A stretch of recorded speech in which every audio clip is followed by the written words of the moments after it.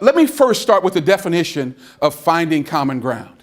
Again, knowing the backdrop, maybe some of you say, well, John, I'm from a very diverse place. Maybe I'm from a military family. I traveled a lot. We got to know a whole lot of people, on and on and on. Well, that's just not my story. I live here in Nebraska and have for the last 28 years. And I find that most places where I go, where I don't have a white helmet with a red N on it, I'm a stranger. But what I have found is that where I have my red shirt with my red N, and I'm walking with a group of people who don't look like me, guess what? I'm not a stranger. I'm familiar. Okay? And so folks will talk to me, even though they don't know me, because they have connected with something that's what?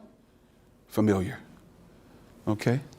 And so when we talk about finding common ground, what do? We talk about a willing and strategic coming together. The first part of it, as we jump across the line toward that which is maybe uncomfortable and unfamiliar from us, is the question is, are we willing? Are we willing? Are we willing to connect and become familiar with that which is most unfamiliar to us most of the time? We've been learned and we've taught. Don't talk to strangers. The question is, are the people, even as we've moved into adulthood, are there still a lot of strangers in our lives? Do we lapse toward those, again, still, who are the most comfortable for us all the time? And then when we encounter people who, for all intents and purposes, who are strangers, how do we deal with that? How do we deal with that? Particularly if we're providing services for them. So again, that willing and strategic coming together of multiple parties, that's more than one person, obviously. But listen to this, even those in opposition, is it possible that people who may not like each other can find a way to work together?